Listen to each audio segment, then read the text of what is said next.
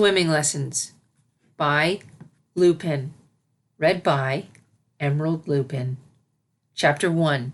You Can Lead a Unicorn Filly to a Pool. It was a hot summer day in Equestria. It was the sort of day where thermometers clambered to the very top, and only one in a series of similar days planned out by the master weather ponies of Cloudsdale. Princess Celestia, regent of the sun and moon, leaned back, submerging herself into the cool waters of Canterlot Castle's indoor pool. Her eyes drifted lazily to the white marble ceiling a good 30 feet above her. The pool room was large, but simple in layout. To the south, there was a restroom designed to accommodate not only herself, but guests, as well as a storage closet. To the north was the door leading to the pump room, which housed the machinery that circulated the water and kept it clean. The doors to the pool room were to the east, and next to them was a small table for fresh towels, as well as a specially made shelf for ponies to leave their personal possessions. It was on that shelf that her regalia now waited, set aside for her much-desired swim. The princess stretched her wings, using them to balance herself while she let the water slip into the spaces between her plumage, soaking it from tip to quill. Few things were as disgusting as the sticky sensation of sweat-soaked feathers. Some ponies would think that being the princess who controlled the sun and moon, and having a sun cutie mark, meant that Celestia was more tolerant of heat. There was some truth to that, admittedly, but not to the extent that the common pony believed.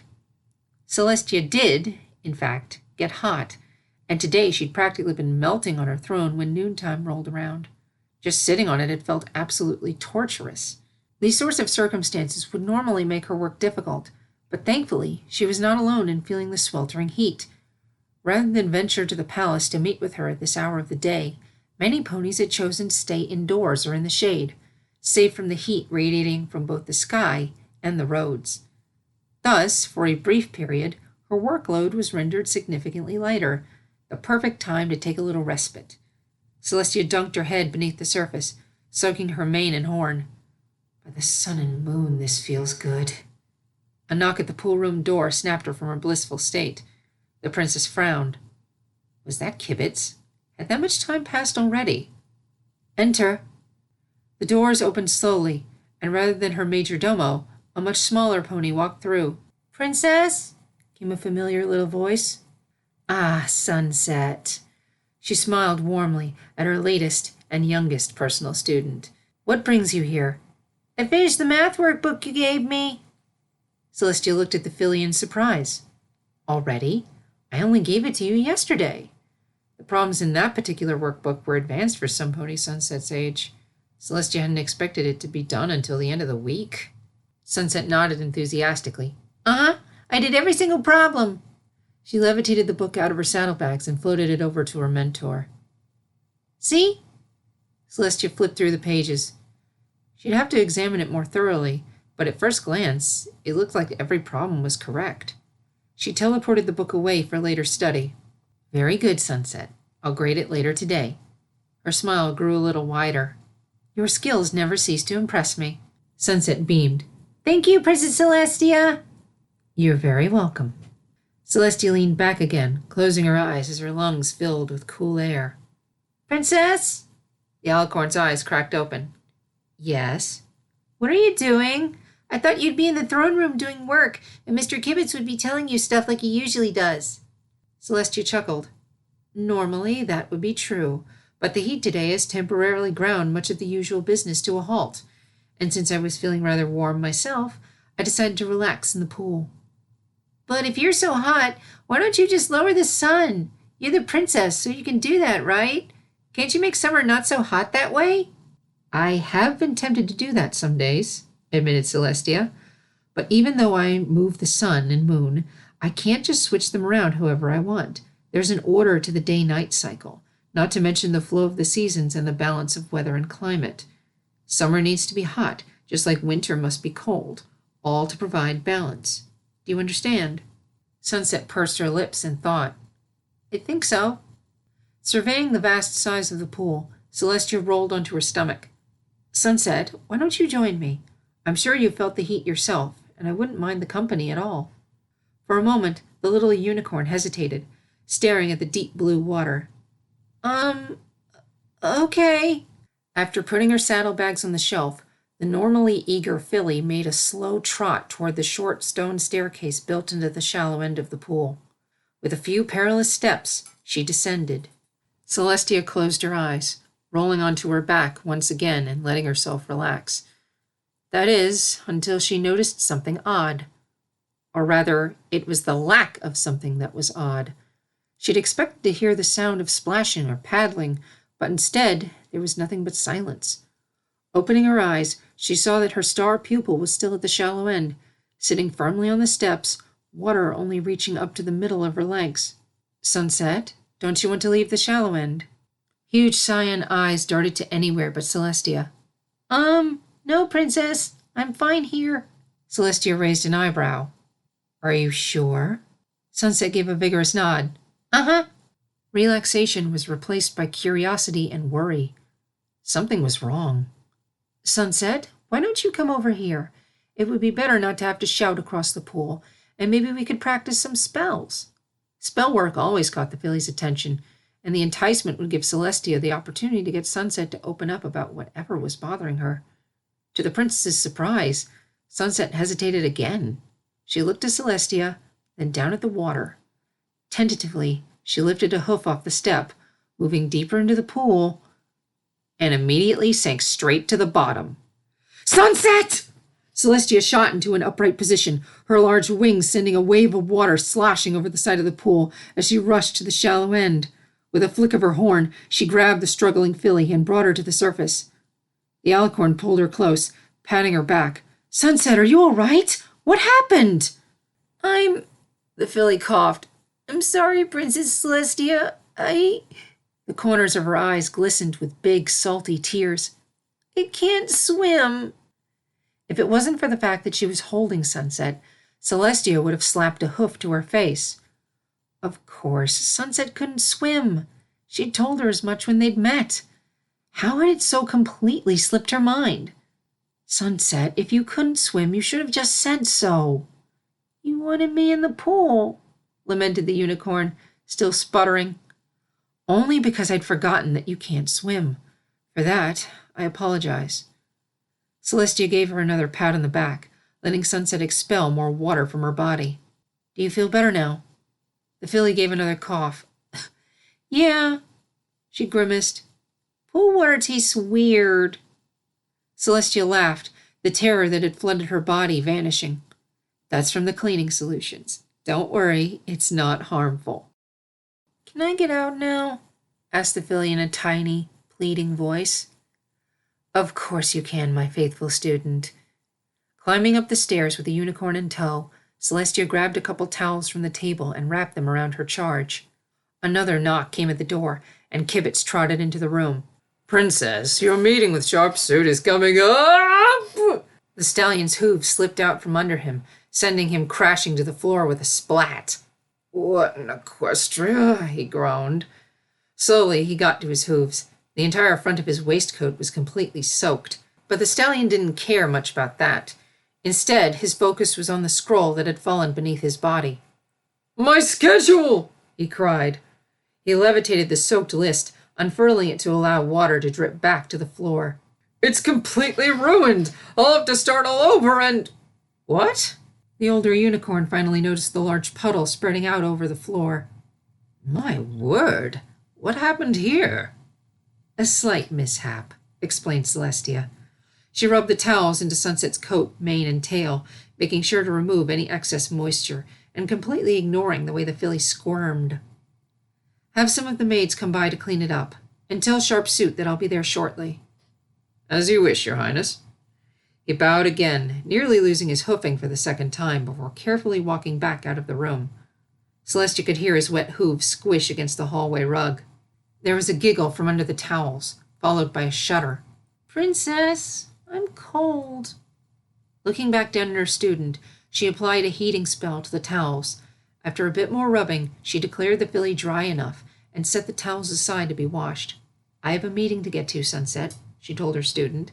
"Why don't you go back to your room and work on some magic exercises? I'll come see you when I'm done, and we can go over your workbook in more detail." "Okay." Grabbing her saddlebags, the filly practically galloped off down the hall, hooves splashing as she went, seeming more than happy to get away from the pool. Watching her go, Celestia grabbed a pair of extra-large towels for herself before heating them in her magic. With some vigorous work, her coat was rendered dry, and her mane was restored to its usual billowing state. Picking up her regalia, she made her way down the halls toward the throne room. A princess's work is never done, even during a heat wave. Celestia was in her private quarters. Her meeting with Sharp Suit had gone exceptionally well. She had always liked his family. Unlike much of Canterlot's nobility, they had their heads on straight. Besides, the blue unicorn was rather charming, though that was of little surprise considering his position in Canterlot society. One simply didn't rise to the top without some sort of charm. To her surprise, he'd even brought his son Fancy Pants along, a colt that was only a hoofful of years older than Sunset. It was certainly unorthodox, but Sharp had wanted Fancy to learn something of Canterlot society, so Celestia had allowed it. She turned another page of the little workbook she'd given Sunset.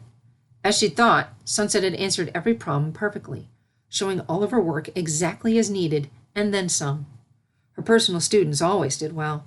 She wouldn't have picked them if they didn't have potential. But Sunset was exceptional, a true child prodigy. The princess's mind turned back to the incident at the pool, and her pleasant mood instantly soured, uprooted by memories of terror. She knew Sunset hadn't been in any real danger of drowning, not with her around, but it had been frightening nonetheless, seeing the small filly drop beneath the water like a rock. Swimming was such a simple thing, a form of exercise, a form of recreation, and also a survival skill. For as much of magic as Sunset had mastered and everything else she'd learned from Celestia's private lessons, the very fact that Sunset was unable to swim unsettled the alicorn. After all, Sunset had told her that she'd been swept along by a river before the two of them had crossed paths, and according to the filly's description, it hadn't even been a fast river. What if it happened again? Magic didn't do you much good if you couldn't keep your head above water, if you couldn't get out of it, if you couldn't breathe. She picked up the scroll with Sunset's lesson plan. Perhaps a slight alteration in the curriculum was in order. "I'm ready to learn more spells," declared Sunset the next day, having just inhaled her breakfast with all the energy a filly could muster. "That's wonderful, my student," replied Celestia, dabbing her mouth with a napkin. "You said transfiguration was next, right?" The filly gave a little hop. "The one where I turn stuff into other stuff?" "I did say that, yes. However, I decided to take a slight detour with your lessons today." The filly's face dropped in disappointment. "Huh?" With a flash, Celestia teleported them both back to the pool room, now clean and dry thanks to the castle maids. Several more stacks of towels had been laid on the side table, all a pure white with gold detailing at the edges. A whole new table had been brought in as well, large, round, and made of glass, along with a set of chairs. A quill and ink pot were stationed on the table's surface. "What are we doing back here?" asked Sunset, eyeing the treacherous water nervously. It sat like a great blue mirror in the center of the room, the tranquil surface shining from the sun coming through the high windows. "It's very simple, my student. After yesterday, I thought it would be best to teach you how to swim." Sunset took a step back, further away from the pool edge. Really?" Celestia gave her a little smile. "Really." The unicorn took yet another step back. But what if I drown?" "I won't let that happen," Celestia told her gently. "This is for the best, Sunset. I want you to be safe around water, so neither of us will ever have to worry about you drowning ever again. When we're finished, you'll be able to swim around this pool with ease." Granted, Princess Celestia had never actually taught any pony to swim before. Any time she taught at her school, it was about magic or some other academic subject, and all of her personal students in the centuries before had already known how to swim, though in fairness, they'd all been at least several years older than Sunset was. But really, swimming wasn't that difficult. How hard could it possibly be to teach it to a little filly? Setting her regalia on the shelf, she turned to the pool. "Come along, Sunset. Let's begin." Slowly, the two of them stepped down the stairs into the water, Celestia taking the lead while Sunset lagged behind. As they reached the last step, Celestia brought over a flotation ring and broke it out of its packaging.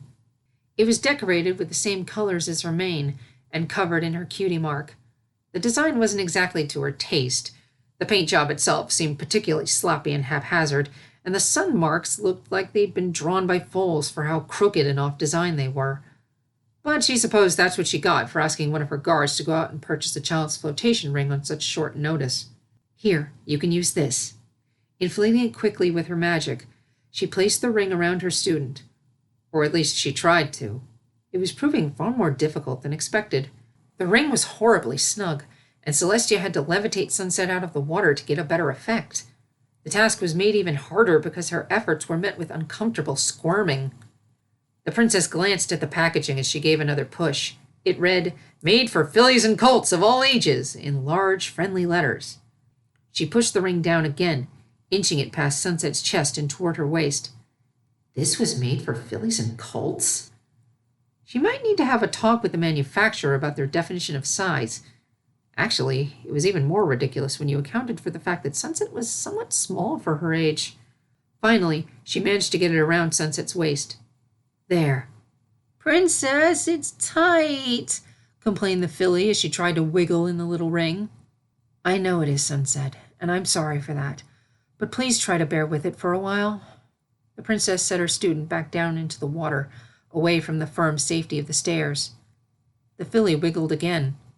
"Princess, is it supposed to be this tight?" she asked, pushing her foreleg against the ring's surface to try and loosen its grip. "I don't think so, no," answered Celestia. For a moment, she worried it was cutting off the unicorn's circulation. "Sunset, is it just uncomfortable, or does it actually hurt? Can you feel your hind legs all right?" The filly kicked a little under the water. "Uh-huh, and it doesn't really hurt." She pressed her hoof down on the ring again, still trying to wiggle her way into something resembling comfort. "But I still don't like it." Unfortunately for all the ponies involved, it seemed that this particular flotation ring was not only small, but weak, and that little application of pressure was enough to make it pop, wailing like a dying animal as it deflated all at once. "Help!" cried Sunset as she sank into the shallow end. Celestia grabbed her with a foreleg. This was not off to a good start.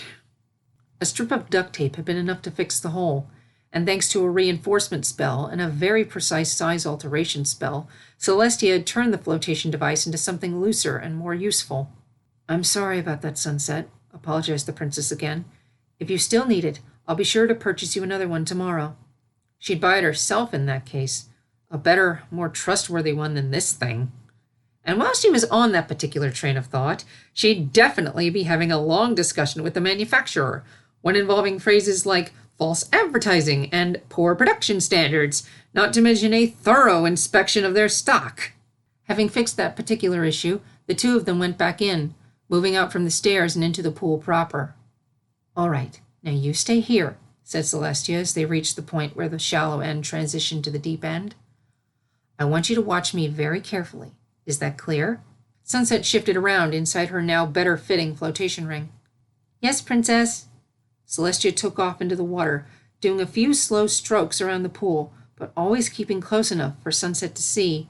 "Were you watching the way I moved my legs?" she asked as she returned to her student's side. Sunset looked uncertain, but nodded her head anyway. "Good.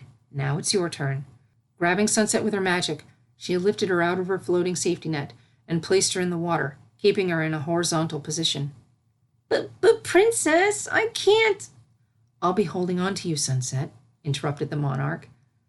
"I want you to kick your legs, all right? Try to do what I did." The filly bit her lip, but didn't protest any further. Held in Celestia's magic, she began moving her legs back and forth. "Very good, Sunset. Nice, even strokes. Keep doing that for me." A few more minutes of practiced movements, and Celestia found herself smiling. "That's it. I think you've got a good grip on it. Now, I'm going to let go, and you're going to swim on your own. Are you ready?" Sunset turned nervously to her mentor. Ready." Celestia's spell faded away, and Sunset took off. It was a very slow trek, but she was indeed propelling herself through the water. Sunset's head turned around, face beaming. "Princess, I've got it! I can swim! Ah!" Whatever sense of victory she felt was short-lived as her little body sunk into the water, head moving below the surface. "Help! Help! Help!" Her even strokes turned into wild flails, and like the day before, she sank like a little amber stone. Celestia grabbed the filly in her magic once again, pulling her to the surface. "Sunset, are you—" A flailing amber leg sprayed water in her face. "Okay." The flailing stopped, and Sunset looked at the mare completely aghast. "Sorry!" she cried. The alicorn let out a sharp breath of air, blowing back a sopping lock of her mane. "It's all right, Sunset. We'll just try again." They tried about 11 more times. It became a strange routine of sorts. Sunset would practice kicking, Celestia would let go, Sunset would get going for a short distance, then she'd sink, then she'd flail, then she'd sink harder, and finally Celestia would fish her out, and Sunset would cough up more pool water. Sunset Shimmer let out an angry huff, water dripping from her mane and down her back. She and Celestia had gotten out of the pool again, taking another break. They'd taken a few already, some of them because Celestia had to deal with paperwork and the like. Once had been to eat lunch. Celestia had the cooks bring over a few grilled carrot dogs for them to share, along with a whole bunch of hay fries. "Not the best kind of lunch to have," she'd said, "but a reward for all your effort." Sunset had always thought carrot dogs were yummy, particularly with lots of ketchup, so she'd been happy enough to get them. But that had been after attempt number 5. Whatever happiness those warm carrot dogs and fries had brought her had long since evaporated. Since they'd already used up the towels that had been set aside before, Celestia had gone to fetch fresh ones to wrap Sunset in, leaving the little filly to stew in her own thoughts. "I'm just not getting it," she complained to the empty room. She looked down at the ugly flotation ring, anger rising. She gave it a hard swat with her foreleg, sending it straight into the pool, and only got splashed in the face for her trouble. "Blech," she said, spitting out the water. "Stupid pool!" The little filly shivered, the air feeling terribly, bitingly cold against her damp coat. She hoped the princess would return soon. The last time she'd felt this miserable around water was that awful river where she'd gotten separated from her parents. That awful, cold river. Just remembering that winter night made her shivering even worse. "Why do we even need to learn how to swim anyway?" she complained again. Her only answer was the echo of her voice off the room's high ceiling. Of course, she knew the reason why. The princess wanted her to stay safe around water. She'd assured Sunset that she'd learn how to swim, and Sunset Shimmer didn't like to doubt her princess. But right now, her future as a swimmer was looking pretty bleak if her current efforts were anything to go by. Why couldn't she get it like she did other things? Like magic, for example. Magic was interesting. Magic was fun. Magic didn't get her soaked to the skin. Best of all, magic was something she was great at. If this was something magic-based, she'd have finished it in no time flat. "Hey, wait a minute!" An idea sprouted in her head. A really great idea. "Why don't I just use magic?" Her big eyes lit up as the excitement of her newfound plan overtook her. "Yeah, I'll use magic and show the princess I can stay safe, and I won't have to learn how to swim. And then we can forget this and go back to spells. Yeah!" Springing to her hooves, she thought back to all the spells she knew, a list that was surprisingly long for a pony her age. Surely there was something in her arsenal that she could use to overcome this watery obstacle.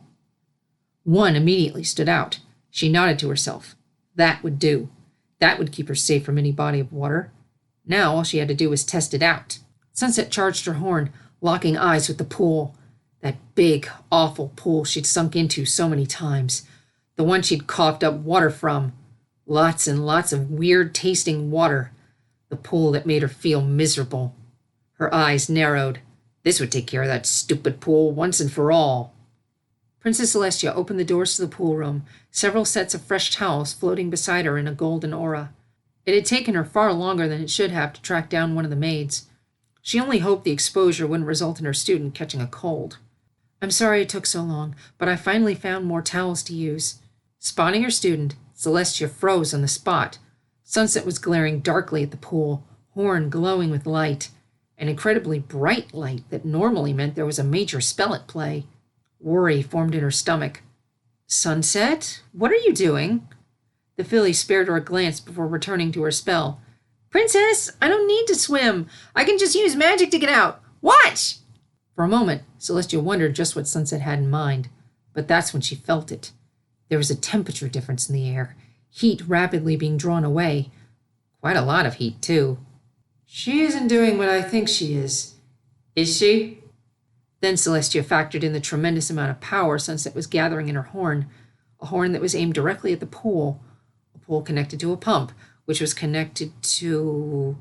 The princess's eyes widened in alarm. "No, Sunset! Stop! If you use that much power, it could go..." Her words came too late. The spell shot off like a cannonball, striking the pool and sending water flying. In an instant, the bright blue liquid was transformed into a block of solid ice, and the rising wave became an oversized sculpture. Sunset beamed at her mentor as flecks of snow drifted down onto her muzzle.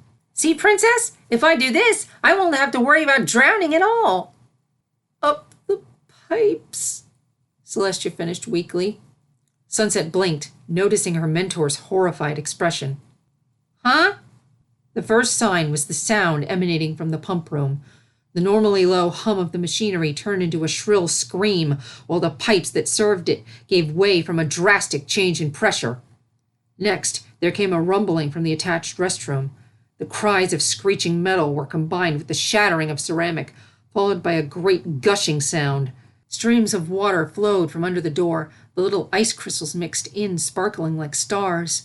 Finally, there came similar sounds from the hallway beyond the pool room. The sound of breaking metal was followed directly by the screams of angry and frightened ponies. "Princess, there's been some kind of flood!" cried a mare. "It's the Wendigos!" screamed a hysterical stallion. "They've come back! I knew they would! We're all doomed!" An unusually flustered Kibitz came galloping up to her, accompanied by 2 unicorns from her guard. Your Majesty! Your Majesty! There's been some kind of disaster with the plumbing system. Ice is breaking through!" he cried. "Do you think it's an attack, Your Majesty?" asked one of the guards, levitating his spear. "A direct assault on the castle is a bold move. I can inform the rest of the guard. Whatever this is, we'll find the culprits in no time." The Princess of the Sun turned to look back at the 3 ponies, and then craned her head to see the multitude of large, wet stains on the hallway carpet, stains that were spreading out from every room along the length of the hall and beyond. Her face was impassive as she turned back to her student. Sunset was still standing there by the side of the frozen pool, dripping in what little actual water remained in the room. "There will be no need for that," she said, holding back a leaden sigh. "I think I know who's responsible." Sunset laughed, placing a nervous hoof behind her head. Sorry?"